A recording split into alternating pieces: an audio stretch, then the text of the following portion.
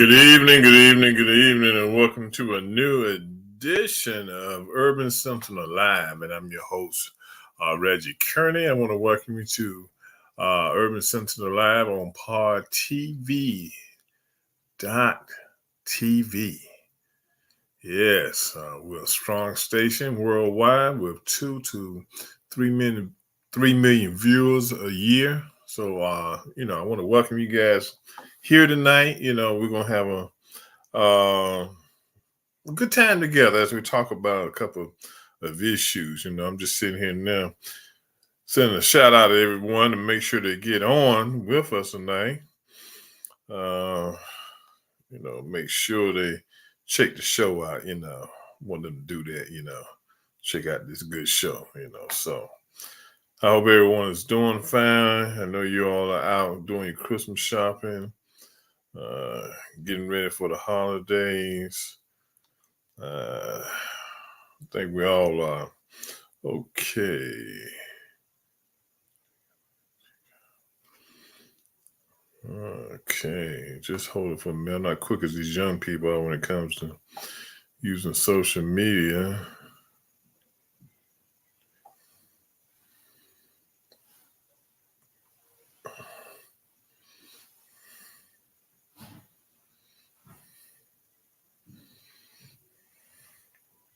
Okay, got that done. Okay, so look, before we get started tonight, you know what? I did have a guest tonight, E2 Evans, and he couldn't be with us tonight. He's a icon in the fashion industry, and couldn't be with us tonight. He had death in his family, so my prayers go out to his family tonight as they prepare to bury one of their loved ones, to give them a homegoing service. So I want E2 to know we praying for him and thinking about him. So sorry he can be with us, but he will be with us in the near future.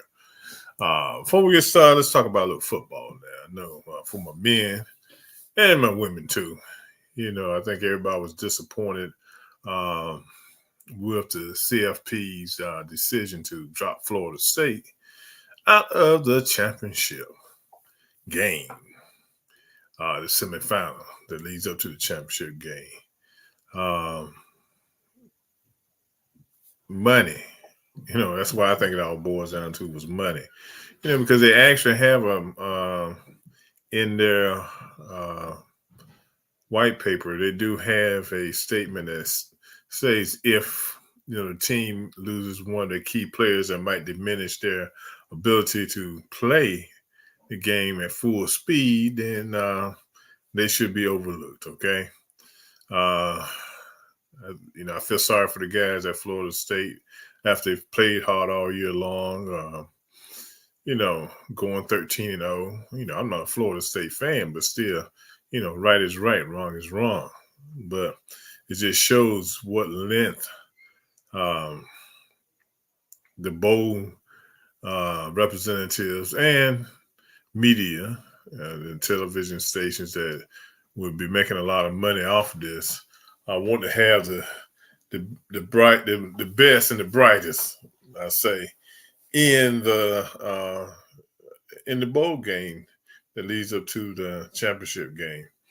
And I think it was a shame that, they listened to Saban down in Alabama, and they gave him exactly what he wanted, because Georgia was number one going into that game on Saturday with Alabama, and they lost, and they dropped all the way to number 6. Okay, I think that was too far of a fall. Here was a team that had a 26-game winning streak, and they got kicked out of the running for the bowl. So hey, just goes to show you what big money would do, how these schools operate. But big ups to my HBCU schools, Celebration Bowl. I'm kind of bothered and upset that North Carolina Central won't be there this year, but we got two good teams, Florida A&M and Howard University. Okay, so I'm still going to have a good time down in Atlanta on December the 16th with the Celebration Bowl. So if you're down in that area, or if you want to support the HBCU schools and their with that bowl, the Celebration Bowl, go down to Atlanta December 16th, which is, believe it or not, another week, two from a week or two, and I want to say it's next weekend, not this weekend, but next weekend.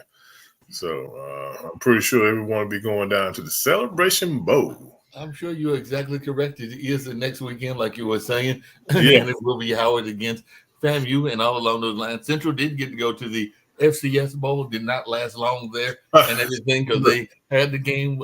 Apparently, were winning it in the first half, but forgot that it is a two-half game, and they lost to Richmond. And now I guess Richmond continued on their roll. I did not see what they did this past weekend, but there are teams that are trying to get that championship, so they did get a chance to at least have a little bit of a postseason, even though it wasn't a long postseason. It literally lasted one game, but they traveled up to Richmond. And like I said, they lost that game pretty handily, but they were winning in the first half, but let it go in the second half. It is a two-half game. Yeah, I checked the score out. I didn't realize they were playing. I was flipping through my ESPN app, and I said, wow, gosh, if I'd known that, I would have gone down to the game. Right. But, yeah, they were winning at halftime. They were doing good. It was a close game at halftime. They weren't winning, but it was a close game. And then when I looked at the final score, because it wasn't televised on ESPN up here, right, I said, what? Yeah, it was not a close game at all. But like you said, sometimes, after you lose a game, it surprises you. My alma mater, and I'm actually wearing their shirt. You folks can't see it in this particular pose and everything, but it's the Marquette. And we made it all the way up to number 3 after we beat the number 1 team, Kansas, and lost a very close game to Purdue, that at that time, the number 2 team in the country, that then went on to number 1 and everything. And then they lost, and now Arizona's number 1. But because we lost to Wisconsin, which is an in-state rival, we fell all the way down to 8. So, like you said, sometimes politics plays a role as well. So it does. It does. The polls and stuff aren't fair to the teams. We can look at Colorado. And they didn't need to be in the polls anyway. But after they lost their first game, they slipped, and second game slipped a little more. By the third game, when they lost, they were just out of the polls at that time.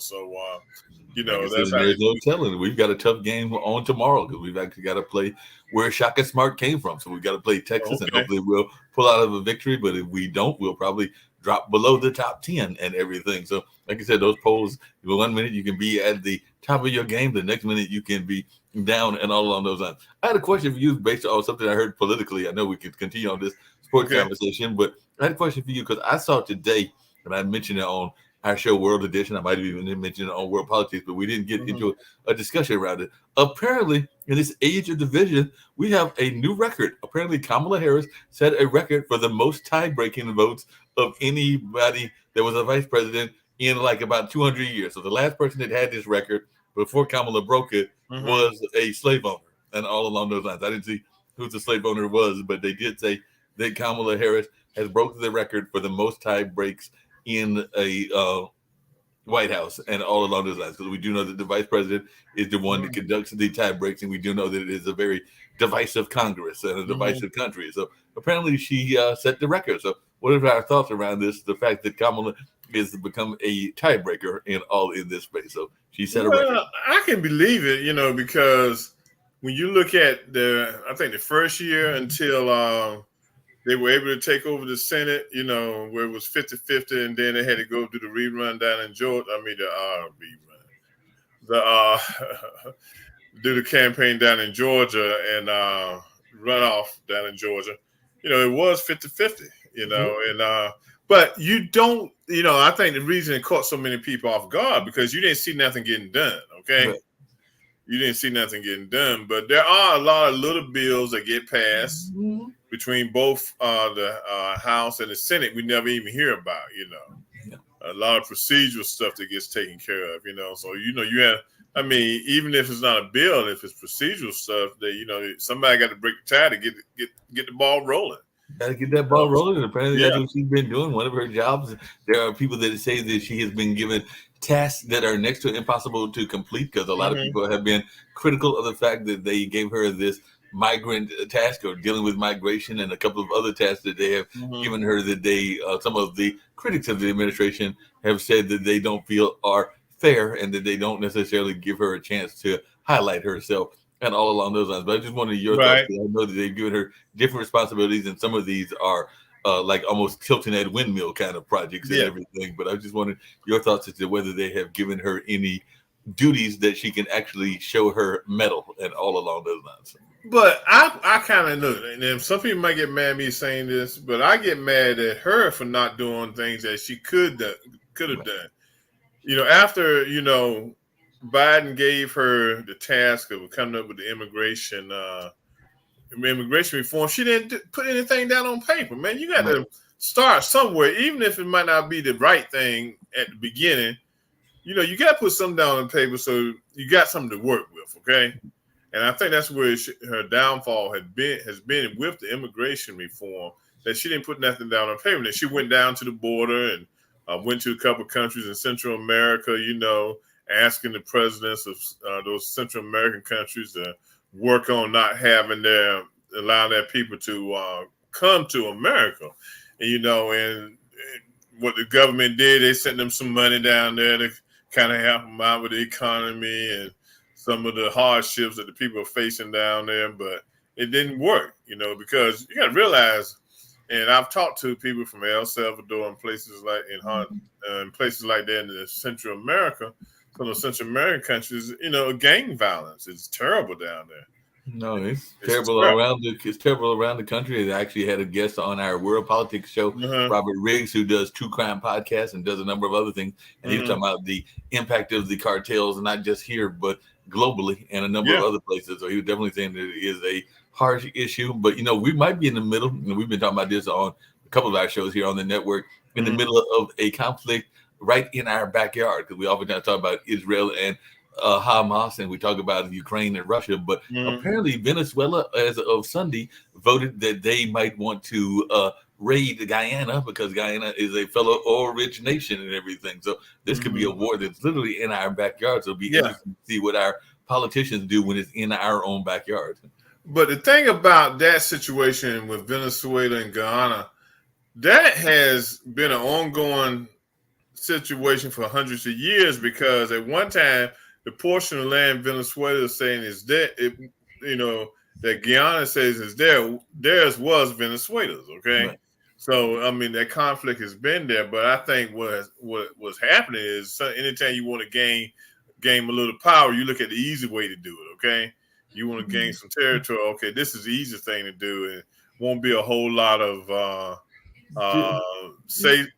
people won't get upset if we take this little slither of land, because didn't we see something similar in Africa? Because my dad, when he was teaching, used to teach in Eritrea, and it's my understanding that Eritrea and Ethiopia have some conflict over some land as well, and the same with Pakistan and India. So there are a number of countries that are having these territorial disputes as to who owned it, when they owned it. I think that there's even some disputes around Ireland and the UK and everything. So it does seem like there's a number of these territorial disputes that, as you just said, have been going on for decades and all along those lines. But definitely it'll be interesting to see what plays out in our own backyard. I do have to ask you this question and everything. I know you've got some other topics that you were going to bring up and everything, but are you literally, because tomorrow is the big date, I think they're doing it in Alabama, if I remember correctly, it is the fourth and final debate, and apparently there are only four Republican candidates: DeSantis, Vivek Ramaswamy, or as my brother calls him, Beatbox Ramaswamy. That's his nickname for him and everything. And also Christie and Nikki Haley. And there are some people that saying that if she can get enough support, that Nikki Haley may have a pathway to victory if she can get past that mammoth of Trump that apparently has this big lead, and it looks like we're heading to a Trump-Biden rematch, and he hasn't been in any of these debates. But there are four candidates on the fourth debate. So I just wanted to know, Reggie, are you going to be watching the debates, or are you tired of these folks talking? I haven't even watched the first one yet, so no plans to watch it tomorrow night, because they're really not talking about anything. And I'm sure tomorrow night there'll be more fighting among themselves, because they want Christie to step out of it. They want what's the guy, the Indian guy? They want him to step up. What is it? Ramaswamy, whatever his name is, and a lot of people are pushing for DeSantis to drop out because he's having so much conflict within his organization. Plus, his money, his funds are getting low. But so if it's just Nikki against Trump, is there a way that Nikki could win? So that's my question. Or is this just a exercise in futility? Look, let me tell you something. White men do not want a woman in the White House, okay? They showed that with Hillary, okay? If it had been Bill Clinton running again, Clinton would have got elected, okay? For some strange reason, white men, older white men, they fear having a woman in the White House, okay? And I think even though a lot of people are pushing Nikki, I think that she'll face the same scrutiny that Hillary faced. The country is not ready for a white female. I think a lot of times or a female period, because I think they feel the same way about Kamala. I think there's a lot of people that are pushing back against Kamala. I actually heard something interesting. I was quoted a figure, and I don't know the exact figure, but there are folks that are upset at certain politicians, and they want those politicians gone for whatever reason. They want those politicians gone.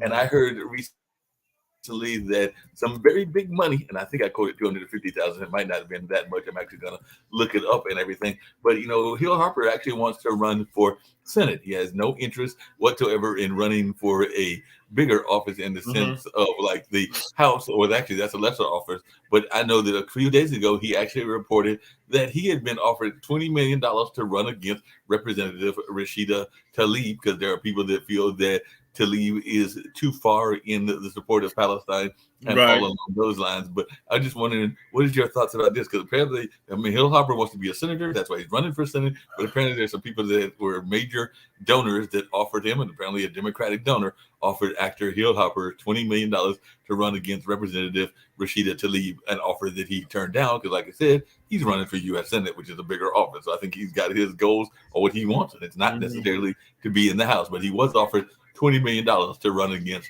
Representative Rashida Tlaib. Yeah. Now, let me say something. Now, we are in a country where we have the right to say what we want to say, okay?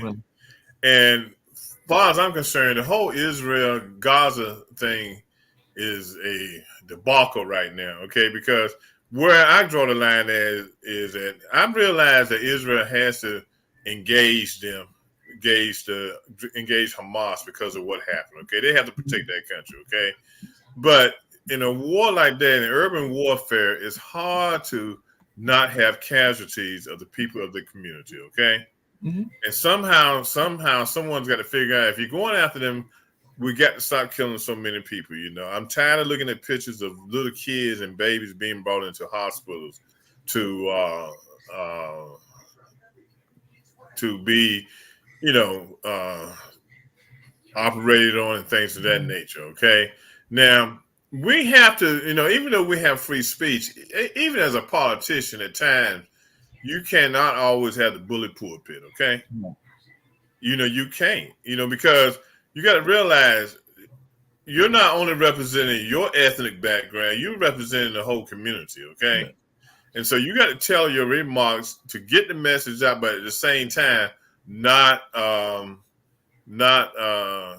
upset the apple cart, okay? Now, I think what she was doing, being that she's of Palestinian descent, she was going off on what was going on over there, okay?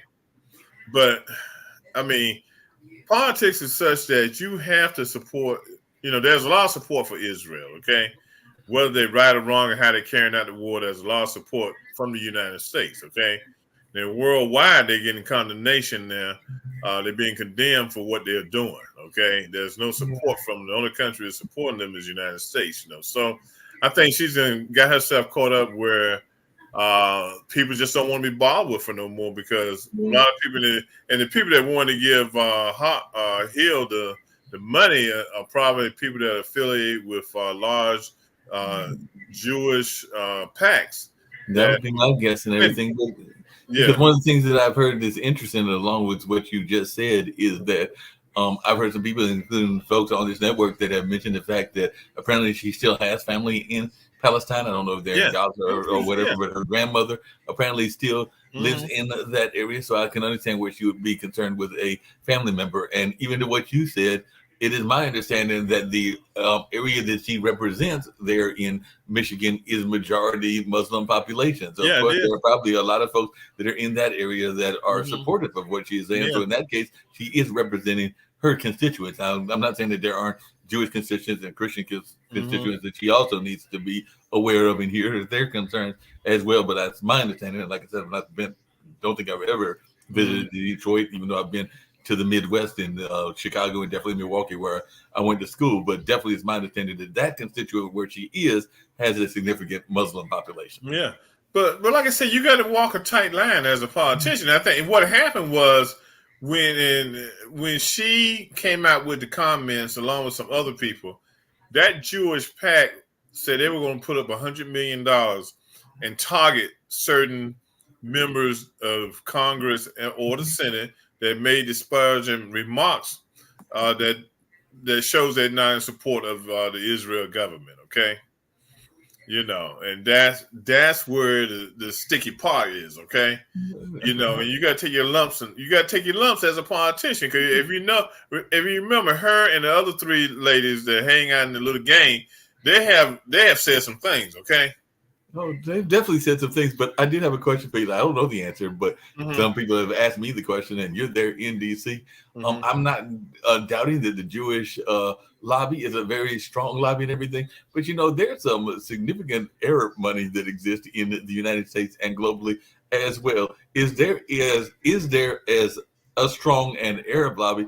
And if there is, why are we not hearing from them as much as we're hearing from the Jewish lobby? Because every time I hear about the Jewish lobby, but I know that there is Arab money in the United States, just like I know it's around the globe. And of course, we know UAE, Saudi Arabia, and a number of other places have some folks that are making money that, well, I consider myself fairly poor anyway, but they make me look even poorer at everything because they got all kinds of money and all Yeah. kinds of situations. But I'm Hmm. not hearing conversations from their advocates as much as I'm hearing it from the streets. Now, on the streets, I'm hearing a lot of people advocating for Palestine, but where is the um, Arab money in this conversation, or are they choosing to not put their money in the same way that the Jewish lobby is? One thing you got to, if you look at history, the Arabs don't care about the Palestinians. Okay, Mm, never had. They don't like them. right. Okay, never have liked them, and not gonna like them now. Now, I think the reason you find so many countries in the Arab community that are upset about what's going on there with the number, it's all because of humanitarian reasons. Civilians are being killed. Okay, and a lot of them there was a pathway being developed that would bring Israel and all the Arab countries together.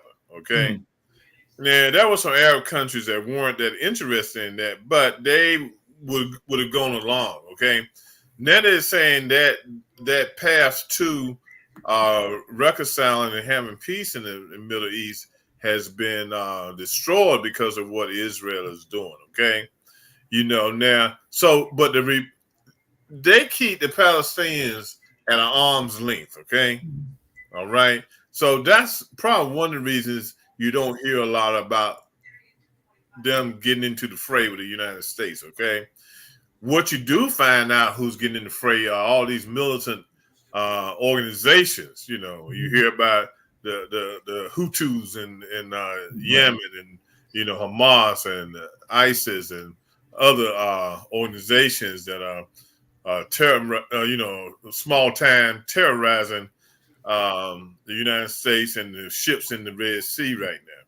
Yeah. So those are the things you hear about. But Egypt doesn't want the Palestinians in their country. Mm, The Palestinians are a group of people that have nowhere to go. Okay, they have nowhere to go. No country wants them. Okay, for whatever reason. I see them all as being part of the Arab community, but the Arab community doesn't see it that way.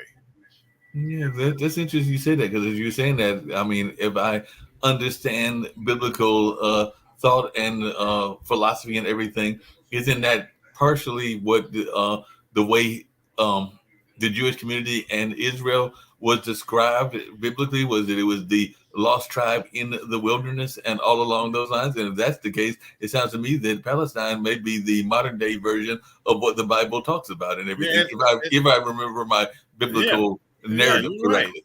And they're lost people, so nobody wants them, but at the same time, Hamas has a vendetta that to carry out, and they want to literally destroy Israel. Okay, they want to kill everyone that's living in Israel right now, which is going to be impossible. So you're going to always have this conflict, but at the same time, Israel cannot get rid of Hamas. I mean, it's going to be hard. How do you pinpoint and how do you pin down every member of Hamas? Okay. You raised a couple of interesting questions that have come up on this network and on various shows, because there is a gentleman that has said that when I have brought up what I have said, because I've read a couple of stories that I've heard that the Hamas leaders have said that they saw this as a way to undermine the two-state solution, that they were saying that I was saying that was a correct assessment and that I was backing that assessment, when all I was saying was that is what I had heard from reports from the Hamas leaders and everything. And then the other thing that has come up on the network, and I'd love to hear your thoughts about both of these things that I'm going to bring up, is this notion of Hamas and Palestine are not the same thing, but there are people that want to confuse them as being one and the same. And if you are going after Hamas, don't you have to target Hamas and not assume that every Palestinian is a member of the Hamas party and or the Hamas organization? But there are some folks that will say that Hamas and Palestine are one and the same, or Hamas and the Palestinians are one and the same. I know. I don't say that. It's just like the Klan, okay? Right. Now, every white person was a member of a Klan, okay? But they felt the wrath of what was going on with the Klan because they were white, okay? Right. And so during the time when the Klan was out there acting foolish, every black person identified any white person they saw during that time in the South as being a member of the Klan. They didn't know who was the members of the Klan were, but sometimes they did know. Right. You always knew who the Klan were in your community. But it's just like that, guilty by association, okay? Now, I've been thinking about this. I think what's going to happen with Palestine is that because of the killing of so many civilians, okay, that's taking place, the younger generation is going to splinter from the wisdom of the older generation, okay? And that might be how Hamas will refill their ranks. Okay? When you see if you spend enough time in that area during this time and you see your niece or nephew or cousins dying at young ages and stuff, and people, they keep pushing you away and telling you go south or go to this area, and you keep seeing bombs being dropped on you and people getting killed around you, civilians that have nothing to do with Hamas. That works on your psyche, okay? So eventually you're going to be so bitter that you're going to go join, and they know this, okay? Right. They know this. I was listening to Joe Scarborough's show this morning, and they say it's two things Hamas, is lacking: the ability to kill Jews and the ability to get Palestinians killed, because it's a win-win for them. It sounds like a win-win for them in their way. But the other thing that's been brought up on this network, and I'd love to hear your pushback or your thoughts around this, is this notion that just because you chant something that you believe in it and everything, because a lot of people are hearing the protesters use the phrase from the river to the sea, and they're assuming that everybody that is making that chant is definitely wanting the eradication of Israel. But we know a lot of times people will take up chants that are not necessarily things that they totally believe in everything. As I've said on this show, and I've said on other shows as well, one of the popular refrains I remember doing Occupy was "Whose streets, my streets," and the notion is that the streets belong to the people and everything, when we know in actuality the streets are a government entity and all along the streets that are actually maintained by government agencies, whether that's the Department of Transportation on the state or the local or the national level, if you're talking about the interstates and everything. So it is a refrain that people use, just like people used to use the refrain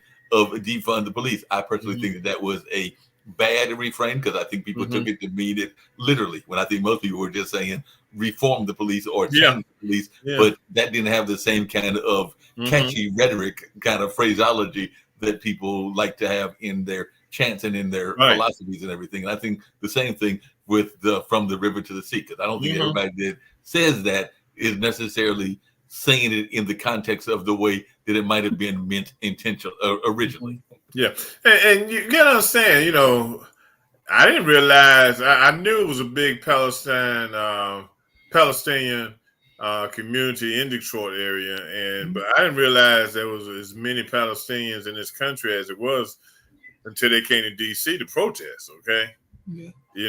There are a lot of Palestinians in this country. Oh, there are a lot of Palestinians in this country. I mean, Yeah. one of the things that I've not brought it up, but I'll bring it up this time and Hmm. everything. But there are certain groups of people that run certain organizations, and sometimes they even get pushback because of their having a certain business knowledge and all along those lines. Hmm. I can tell you that right now, well, right now it's an African that because I just went up to the store not that long ago and everything. But I can tell you that there are Palestinians and Arabs that run many of the grocery stores and the service stations, even here in North Carolina, and I'm sure they're in Hmm. DC and a Everywhere. number of other places. So you can pretty much go to several gas stations and you might see either some of the managers or some of the other people that have some Arab background and in some Mhm. cases a Palestinian background. And I'm not knocking people for having that hustle, just like I don't knock the Indians for coming into the country and Mhm. having that hustle and that wherewithal to rise themselves up and all along those lines. So I knew that there was an active population, not saying it's a giant population, but an active population even here in Durham, North Carolina, because I could go to some of these gas stations and see who's running or managing the gas stations. Mhm.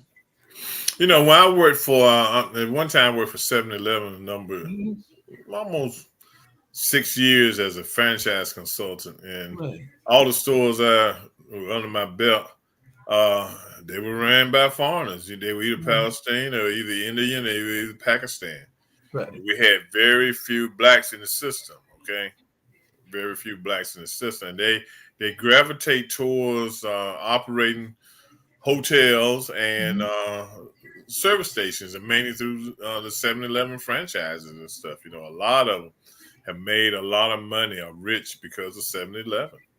Yeah, I mean, and that was one of the complaints, and I'm not saying it is a correct complaint, but I even remember a classic African American movie, ironically about somebody with the same last name, even though we're not related. But I remember that was part of the narrative around Spike Lee in one of his movies when would have people that were complaining about both the Irish and some of the Arabs and other folks that were running certain parts of the business, even in Harlem and all along those lines. Because as I recall, that was part of the narrative around do the right thing and all in Hmm. that space. So definitely that has been a conversation when some people are seeing different parts of society come into areas that are historically African American. I know that that's been even in DC with some of the gentrification that some of the people that are actually running the businesses, even in what used to be historical black areas, Hmm. like I want to say Adams Mark is a historical black area, but it's definitely got an influx of people from other countries as well. And like I said, I'm Yeah. not knocking the hustle. I'm not knocking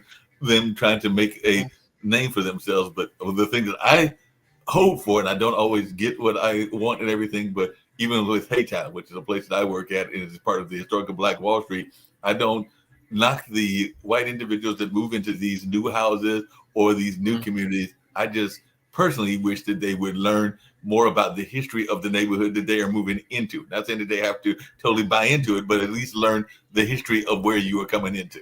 And that's one thing whites don't do. A couple years ago, because of gentrification, and you find in the area around Howard University and those row homes and stuff, a lot of whites are buying them and everything. So they had their dogs, their cats, their pets, and everything. So they walk their dogs, and they at one time, I don't know if they're still doing it. They were walking the animals in the house on the Howard University campus. Okay, and there was a big to do one day because you know how I'm in the fraternity, and along with a lot of people I know, you have your own little plots on each campus. Okay, Mhm. the alphas have a plot, kappas, the deltas, AKs, and stuff have a plot, and one of the fraternities had a tree, and the pet owner allow the dog to, raise his leg up on a tree and use the tree as a pen pole, okay? Basically, feed on the tree. And that was a very, big uproar about it because they don't understand the significance of what that plot means to a fraternity or sorority. They didn't see, all they saw was a tree that the dog wanted to go up and use, okay? That's all they saw. So they come into the neighborhoods, and along with a lot of the other foreigners, Ethiopians, very strong in DC, very strong population. So they don't understand when they come into our neighborhoods what we do and how we do it and what it means to us. Okay, our traditions and things of that nature. So it does cause some friction in the community.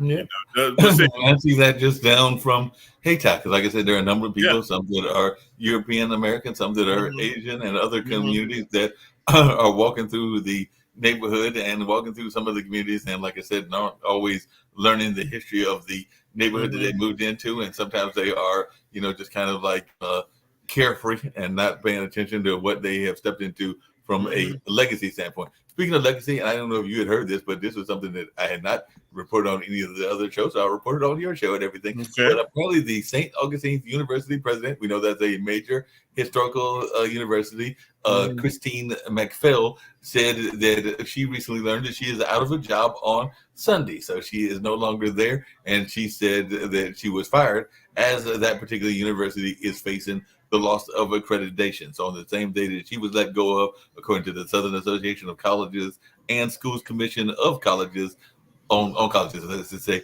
the agency voted to strip the university's accreditation. So it looks like that McPhail was told by the University Board of Trustees on Sunday that she had been fired without providing specific reasons. And she says she's trying to figure that out for myself. And apparently her attorney is saying that the firing is tied to a discrimination complaint, and she had filed the complaint alleging discrimination based on her gender against the board weeks earlier. So we even have gender conversations even in our own universities as well. So I didn't know if you had heard about this or I hadn't heard about that. I tell you, I'm pretty between Shaw and St. All, they have had their struggles. Financially. And I think that one of the reasons they've had the struggles being private schools, their tuition rates are much higher than, of regular schools. But those schools, and growing up in the Raleigh-Durham area, those schools have provided a need for the community, okay? A lot of people have gone through those doors at St. All and at Shaw and got their degrees, okay? So they have benefited the community. The one thing that happens with us as Black alumni, we don't give back to the schools like we should. Yeah. Okay? If everybody who graduated gave $5 a month back to the schools, you could see the big difference. Okay? Because a lot of students have gone through those doors, but we won't even give $5 a month. No, but we've even had some big athletes that have given money that I don't even think necessarily went to these different schools. I remember that a basketball player that I admire, Chris Paul, had definitely given support to a number of HBCUs, including some HBCUs here in this area. And while he might not have gone, I think he actually went to a PW. Well, he finished up his degree at Winston-Salem. Okay, he did finish up his degree there. Yeah, he finished up his degree at Winston-Salem and stuff, But you have something to give, but, it's great that the athletes do their part, or some of them do their part, but we can't always sit and wait for the athlete to come along and drop $1 million here, okay? Right. We got to do a better job of giving money back to our universities, okay? We just got to do that, We definitely got to do that. And by the way, just coming back to Christine, apparently she had succeeded her husband. Her husband had died apparently of COVID just 3 months into the job. So in early 2021, they named her president, succeeding her husband, Irvin Presley, who, like I said, unfortunately died of COVID just 3 months into the job. And she has spent much of her 10 years working on, as you said, solving the financial issues and stabilizing the enrollment at the university. Because there was even a time that because of some of the athletes pushing for their kids to go there, because of some significant athletes going and working in the different universities, that we were seeing an uptick in the enrollment in even some of our HBCUs because of big names like you mentioned, Dion, and a couple of others that went to work. But now apparently, when he went to Colorado, he took about, I think my everybody will. he took about 8 people with him from Jackson State, including his own son and a number of others. Yeah, and the thing about it, when you look at the enrollment of Shaw and the enrollment of St. All probably got what, maybe 2,000, 3,000 students. Shaw probably about the same. That's not a lot of money. When you're talking about a large percentage of them are getting financial aid, that's not a lot. You don't have a lot of money coming in, and we don't support our sports. Okay, we just don't. Okay. No, we don't support our sports, but we also don't support some of the programs that they do, because it's my understanding that Shaw has the Cyber Bears, which is a computer program. I think St. Aug might have some stuff that's in the technology field as well, and I'm not even sure that the people in Raleigh are supporting some of those programs as much as they should be supporting. I'm not saying that the parents aren't supporting it, but I'm just talking about the community as an overall whole should be supporting some of these initiatives as well and everything. Matter of fact, I think there were some people that were giving some criticism of it, even here on this network, the fact that Biden had said that he was going to give, I think, some of the Department of Energy money to HBCUs. Now, if HBCUs are doing work in energy, I think that it's perfectly fine for him to give them money, just like he would give NC State money if they're doing work in that particular field. But I think that there are some folks on the network that felt that it was being a case of reverse racism and all along those lines. And I'm not saying that I necessarily agree with that philosophy, but everybody has their right to their opinions and their philosophies and everything. But definitely,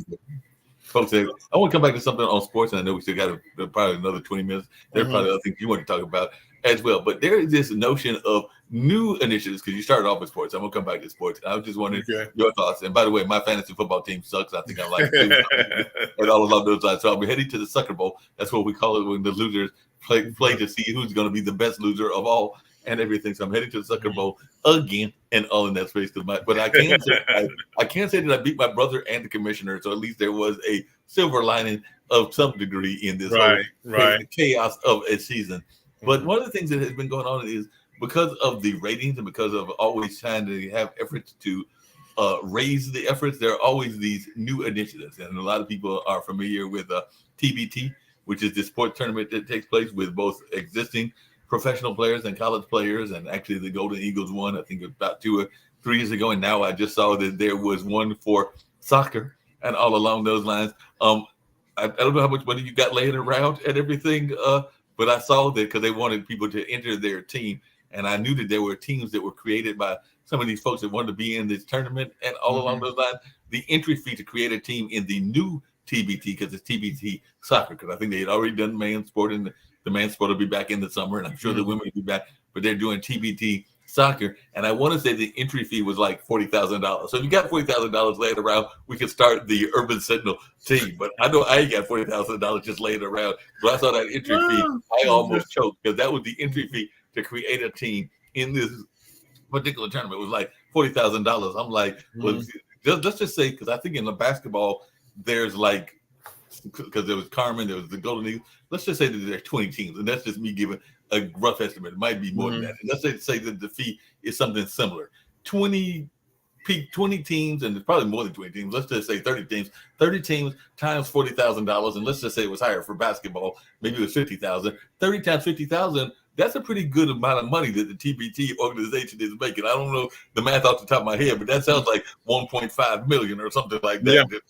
Just off the top of the head. And that's just off of the entry fee for the teams. We're not even talking about the fact that there is a smaller entry fee, I think like $15 or $20 per person that is entering the tournament itself and everything. So they're making a pretty good penny. But that was just an aside. But the question I have for you is, the NBA started this new thing called the NBA Cup, because there was this ratings thing and all of this line. So as a sports fan, what is your thoughts about this NBA Cup that's in the middle of the season?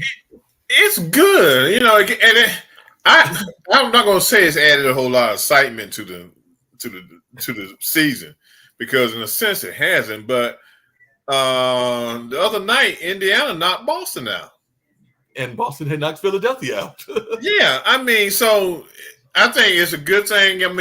It's going to be a badge of honor whoever wins the trophy towards the next couple of weeks. I think be over by time. I think Christmas Day is a championship. I think so. But I mean, it's a badge of honor to wear during the year and saying I won the in-season tournament. Okay, Yep. then given the fact that the big tournament is still going to be the tournament that comes at the end of the season. Okay, that's still the NBA trophy. But I think what Silver was doing, he was trying to add a little more excitement to the league. But I don't see where it's added the excitement to the league. But whoever wins will be excited about winning and getting that trophy, okay? They'll be excited about getting that trophy, and even some teams that people thought would not stand a chance to win the overall season, they may win the trophy, because it's my understanding that during this cup run, the Lakers have been playing very strong, even though people have said that the Lakers have some internal conflict and that they got all these different egos, but apparently the egos are working well enough to at least be on a championship trajectory. I'm not saying that they're going to win the championship, but at least they're on a trajectory to be contenders. Yeah, and I don't say Indiana could come and win the whole thing on Christmas Day, but they might not even get into the playoffs at the end of the regular season. Okay, but I've been watching the NBA this year. There's no real strong teams. Everybody's beating somebody every night except for San Antonio. I think they won like a 16-game losing skid, like they usually are. But all the other teams been beating each other back and forth. So they've been beating each other back and forth. But even on that, I sometimes wonder, and I don't know if you have any thoughts. Well, one you mentioned earlier about the playoffs, and I do think that Florida State and Georgia got robbed. But apparently, this is a moot point effective next playoff. 12 teams next year, yeah. So we'll have. It'll be a moot point next year. Now, it's nothing else you can do in college football. 12 teams. That's what you can do, and it's up to them 12 teams on how they prepare to go at it and get to the top for New Year's Day. Okay, the week after New Year's. We'll figure out who's going to be the champion. But what I was going to ask you, Reggie, is there is this notion, and I know that they talk about parity, even parity in the NFL and parity in baseball and hockey and everything, but there's strong possibility that out of the South, where Atlanta plays and the Panthers play, and even out of the division that I like, the where the second place team is the Minnesota Vikings, that a subpar under 500 team could make the playoffs, because definitely I think that the winner of the South right now is like 5-7 or 5-6. 5-6. Did Atlanta win Sunday? If they didn't, they 5-7. If they won, it's 6-6. This is my thing. If you have a division and they playing subpar football, they shouldn't even be counted in the number. Okay. All right, because the subpar football team could come back and win the whole thing. Now, it was just like years ago, it hadn't been that long ago, the NFC East, they included the Washington Redskins at that time. Washington Redskins won the division with, I think, it might have been 10-6, it might have been 9-7. I don't know. It was a subpar thing. It might have been 8-8, okay? That was when the NFC East was terrible. Okay, nobody was winning. Apparently that's the case with the NFC South. And to answer your question, yes, they did win on December 3rd. So 2 days ago, they won 13-8 against the Jets. So they are 6-6. And like I said, that is literally the record of my Vikings and the record of Seattle. So there are the possibility that some even money or even record teams or teams with a slightly losing record could still make the playoffs, and that to me is a scary notion. But that's how it's set up. It's set up whoever wins the conference, regardless of what their record is, it is the champion. It's sad. Who wants to look at a subpar team being the champion? Because what happens is there are going to be other teams. Okay, like right now, with Philadelphia playing the way they're playing, Dallas is now a wild card team. And they got they holding the spot down the wild card because they only lost 3 games. Right. The rest of the teams have lost like 5 or 6 games, so underneath them. So if Philadelphia can play out the season and stay with 3 losses or 2 losses, then hey, Dallas is a wild card team. Dallas' record is better than anybody in that division, the Southern Division. So why can't Dallas be made they can't make them a conference winner, but be given a better seed than the conference winner? Because right now I was looking at the NFC. Right now, you are right. The NFC The Eagles would be one of the top seeds. The Cowboys would be a wild card because, like you said, everybody gets in that is the winner of their conference. So right now, the 49ers would be winning. The Lions would be winning in the NFC North. And the Falcons, with that 6-6 record, would be the NFC South winner. And like I said, the Vikings, the Packers, the Seahawks, and the Rams are fighting for one of those other seats. And all of those have like a 6-6 record and everything. Yeah. So, yeah, so I mean, it's crazy, you know, but that's sports, man. That's sports. That's how it rolls, you know. And like I said, the 6-6 team could end up being the Super Bowl champs. Okay, they could get hot all of a sudden and run right through everything, you know. I mean, it's possible, you know. It's sad, but it's possible, man. It is quite sad and quite possible. Yeah. Like you said, and all of the, hey, we talked about it before, and I've come back to the news and everything. Are we stuck with this whole notion of Trump running against Biden, or is there any possibility that Nikki or DeSantis or somebody else is going to run, or even like a third party candidate, whether it is the No Label Party, and we do have some people associated with No Label here on the network, like David Walker and others that have affiliations in that space. But do you see any way that we're going to escape this, what seems like an inevitability, which is going to be a Trump-Biden rematch? I honestly think that when the primaries come around, I think that's where they're gonna sink them, man. I really think they're gonna sink them there because I don't put a whole lot of value in polls, okay? And I think most of that 30% is his Looney Tune base that lives out in the woods in the shed. Okay? And I think what's gonna happen, because when you go behind, you don't have to talk. And one thing about Republicans, like I tell them, they're scared. They're scared of Trump for some reason. They're scared. They don't want to lose that base, so they don't say nothing to him and everything. But when you come time to vote, when you go behind that curtain, people don't know who you vote for. And I really think that's what's going to sneak up on him and bring him to his knees.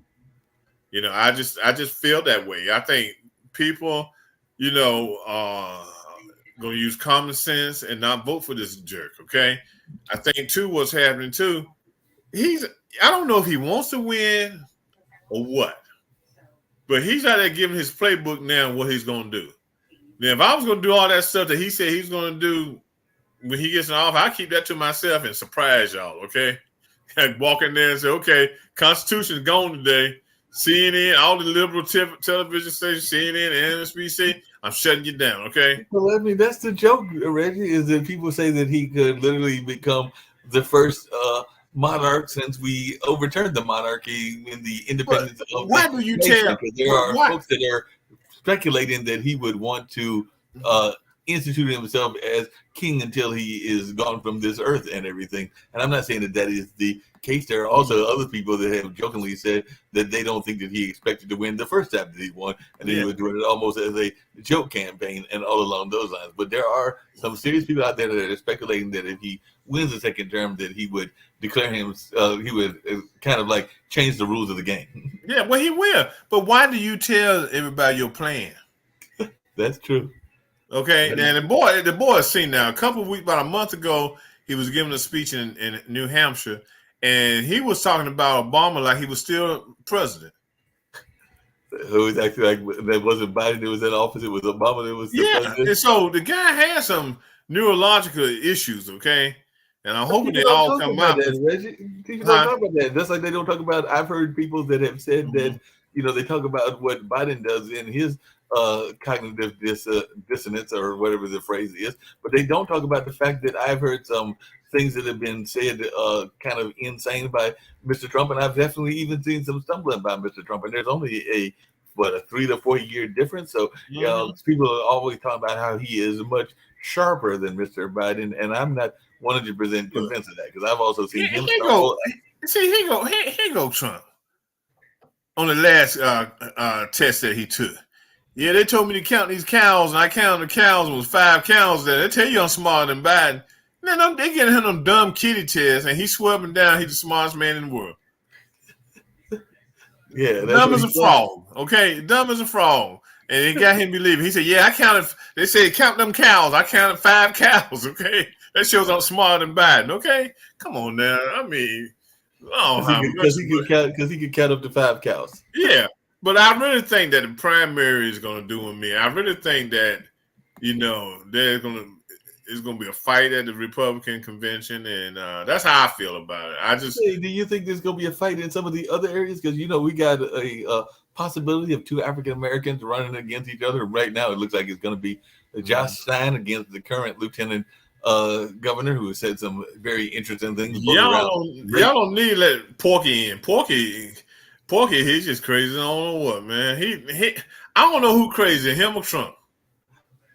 Yeah, he said some interesting things, even about the LGBTQIA community and things around religion and a number of other things. And it's even a possibility that if the gentleman that is running against Josh Stein wins, who is Mr. Morgan, Mike Morgan is a judge who wins, that we could have two African Americans running for governor, which would be a first time in North Carolina and all along those lines. But that is a slight possibility because there are people that are not happy with Josh Stein. So we might have Mike Morgan against Mr. Robinson and along those lines. So it might be the Eminem show in that particular race, and whoever wins would be the first African American governor of the state if that was the case. And it could happen. It could happen. Now it's a commentary, a documentary out now.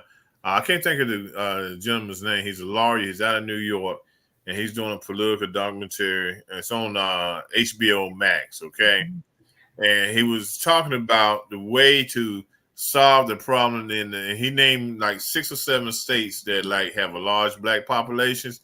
Is that we should do reverse migration back to the South. North Carolina was one of the states, because I think North Carolina has 23% African American, and how African Americans could up that number back, move back to North Carolina and vote and take over the state. And he named a number of states in the curve: North Carolina, South Carolina, Georgia, I think all the way down to maybe Mississippi or Alabama. Mississippi, Alabama. Florida wasn't included. Texas wasn't included. But, that little dip right there, we could have control of all those states. Yeah, but the thing about it, and I've heard people talk about it before, about reverse migration. The thing is, it's hard to get people after they have lived in the area for 10, 15 years to say, I want to move back home. But a lot of people have moved back to North Carolina. I know from up here, from New York, Philadelphia, Boston, have moved back to North Carolina. But I don't think yeah, that could be an interesting idea, because I don't know if you remember this, Reggie, but there were people even from our motherland that were trying to get us to move to different countries, whether that was Ghana or a number of other things. But I don't know that a lot of people, when they've gotten comfortable with Western ways, and particularly United States ways, if they are going to be as comfortable. Even though I've got friends that have visited places like Ghana and Kenya, and they tell me that they are treated like kings and queens all along those lines. Yeah, so they might actually want to make that move. But I've heard some people that have been, matter of fact, my barber, and one of the people that used to visit that barbershop regularly was from, I think, Ghana, and he was talking about some of the initiatives that they were trying to get people to come back to that particular African nation and all along those lines. And some people were literally taking them up on it. So they want our expertise, and like, okay, politics drives the community. Okay. A lot of people are not interested in politics. A lot of people are just interested in going to work every day, going to church on Sunday, having a good job, having a good house. I mean, my son and his family, they live in Houston, Texas. Texas is probably one of the worst states for being a conservative, other than Florida, in this country. Texas is still working on a secession plan to secede from the union. The union, and I hope they do, and they're gonna see how life is without the United States being a partner with them. Okay, they're gonna understand that, hey, they need to be a part of the union. Don't they run into another problem if they secede? And I'm not saying that they run into a lot of problems. Because if they secede, just go to my theory. If they secede, I think that there was a famous war. I think it was the War of 1812 or something. So let's just say they seceded. What is this top?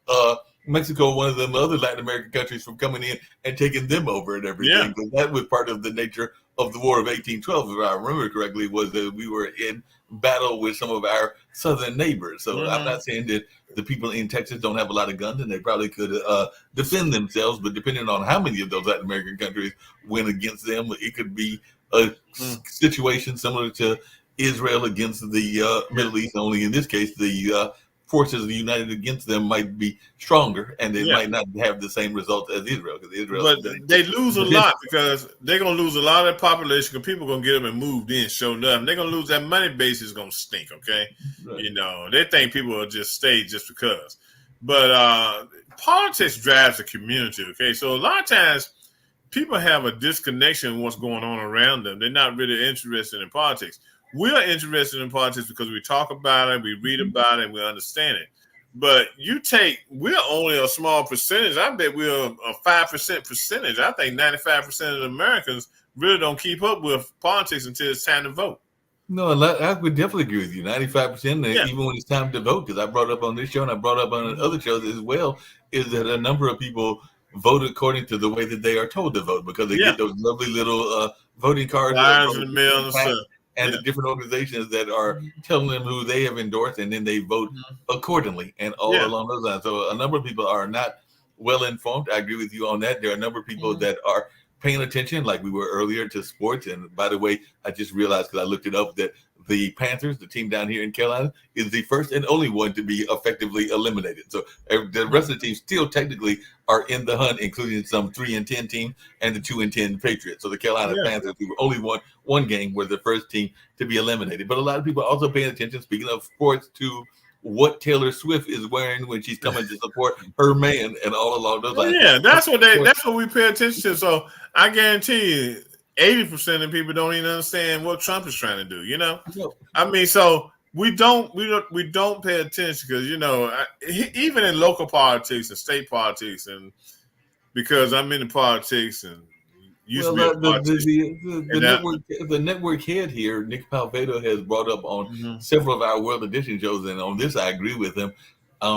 You're in DC, so you have probably looked at the budget, but he's brought up the budget and has said that most of the people in America have not even looked at the budget, much less tried to read it and everything. Well, yeah, we don't understand. Like I said, even on the local level and the state level, I know stuff that my next door neighbor don't know because they don't pay attention to it. They don't know the people like I do, the players and stuff, you know. So, you know, like I said, the only time people really get interested in politics is when it comes time to vote.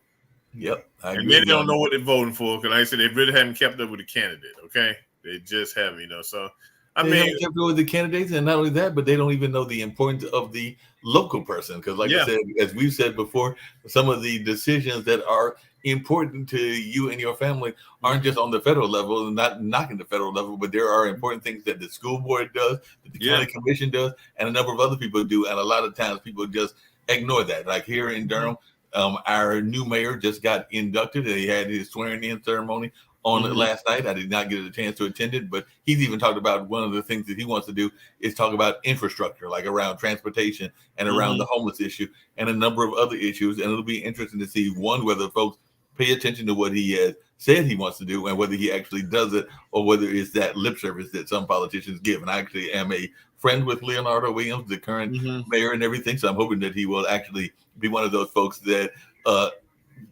does what he says he's going to do. But we also know that people can sometimes get caught up in the politics of politicking. We saw that even with President Obama, because a lot of people, as I've said on your show before, a lot of the activists were expecting him to do more than he could actually do because he had to learn the game. Because being a game as an activist is not the same as running with these political types. It's a whole different ballgame.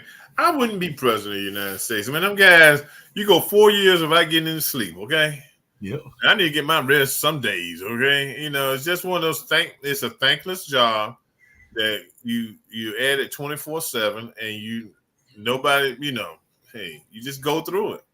And that's why I think that Michelle Obama will never run, because she saw her husband go through it for 8 years. And I don't think that she has any interest in doing it after she saw what he went through. And I was actually surprised that Hillary wanted to go through it after she saw what her husband went through. I mean, them guys lose weight, they lose, hair turns gray. It's a rough job being president of the United States. I mean, and I think that's in any country. I don't regardless of what, if you're a dictator, you got to try to make sure ain't nobody trying to kill you and everything, you know. So it's a job, you know, that a lot of guys, you know, don't want, but you know, but then you get the crazies like Trump who want that power, you know, for some strange reason. They want to be able to, you know, turn things around in that way. You know, No, but isn't that one of the famous quotes that's been out there forever, which is that power corrupts? So I think a lot of people sometimes get into it because they may have idealistic goals when they first come in, but then sometimes they get caught up in the power game. Because one of my complaints, I don't know if I've ever brought it up on this show, but you mentioned churches, and I know that you are have some religious connections and everything. But one of my complaints against certain church leaders is that they get too caught up in the personality aspect of the church, and that's where I get frustrated with some of the Christianity. But it's not just Christianity. I've also seen it in Muslim religions and Jewish religions, and even in some of the Eastern religions, where people get too caught up in the personality narrative and the prosperity narrative. And I'm going like, but I don't think that that's what the guidebooks, which is what the Bible and the Quran are supposed to be, was about and everything. I think that it wasn't necessarily about personalities. As a matter of fact, I think there's some famous quotes, and I can't remember them off the top of my head, about if you get caught up in that adoration kind of thing, that's a quick way to not get to heaven. And like I said, I don't know whether I'll make it or whether any of us will make it, but if there is a heaven, but if we're going to make that journey, I think that one of a quick way not to get there is to get caught up in some of these ego things, which a lot of them I think get caught up in. Most definitely, you know. I mean, too many men are getting and women are getting rich off the church. Okay, you know, definitely. There's nothing in the Bible about prosperity. You know, you look at how Jesus lived his 3 years in his ministry. He didn't have a house. He didn't have nothing. He depended on other people. You know, even though he was able to create some miracles and feed some people, he still wasn't one to receive a lot. Okay, and you got these guys out here. You know, the one thing they keep talking about is God wants them to be blessed, okay? Bless me. Give me a plane. God wants me to be able to go be on a plane so I can go give out my messages and stuff. I mean, them guys get on my freaking nerves, okay? Oh, they totally get on my nerves. I told you before, one of the ones I remember wasn't it Oral Roberts that swore up and down that unless he got a certain amount of money, that God was going to take him home? And I mean, God did eventually take him home, but it wasn't at that timeline that he gave and everything. And then the ones that I find really funny, because one of the quotes that I do remember from biblical leaders and even religious leaders is that no one knows the time or the place, meaning for your own mortality, but also the mortality of Earth in general and everything. But you have these folks that every year, I haven't heard any so much this year, but I'm sure as we go into the new year, there'll be people that swear up and down that 2024 will be the last year and all along those lines. And there's all these folks that come out every year. We saw it during the new millennium. I'm sure we'll see it in 2025, but they are always one to speculate when they out there, man. They out there and they believe in that stuff, man. They believe it. Well, look, my brother, I got to go. Got to see the kiddies in the morning, but it's been real, it's been real conversation. I'm sorry your guest wasn't able to make it. My prayers go out to him, like you said earlier and everything, but it was a fun conversation. Even though I don't have those kids, I can't relate to that aspect, but I can tell you that on Thanksgiving, which was the last weekend, I had the pleasure of hanging out with my nephew. So I got two nephews, and they are, sometimes I'm sitting there and I'm sure you can relate as we're heading out the door, but one of them, the youngest one is, I think, 6.5 or 6 feet and a half or 6'1", and the oldest one is like 5'11", 5'11 and a half, maybe 6 even. And I'm sitting there going like, I remember when Malik was with his then wife, because right now he's engaged to another young lady, with his then wife, and y'all were born, and now y'all are as tall, if not taller than me. And I'm not sure I'm ready for this and everything. But like I said, don't have to be my own. But I remember when they were little short people, and now they're, like I said, up there. Because one of them, I was being slightly stereotypical, and I was saying like, because he's tall, I was like, "You gonna be playing on the basketball team?" He's like, "No, Uncle Mark, I like soccer. I'm gonna go for a soccer scholarship." I was like, "That'll work too." Yeah. Okay, my man. Look, for the viewers, I won't be here next week, but I'll see you again week after next. Sounds good. We'll run this one or another one the following next week, and then we'll be back on. Today is the 5th, so we'll be back with the pre-Christmas show on the 19th. The pre-Christmas show on the 19th, and hopefully your guest that was going to come on and talk about fashion, because I'm definitely looking forward to that. So next week on the 12th, we'll run a rerun, and we'll be back on the 19th, and looking forward to those conversations. Sounds good. Hey, y'all take care, people. Enjoy yourselves. Hey, good chopping it up with you, Mark. You take care, man. Have a good rest of the week, man. You do the same. Take care now. Bye-bye.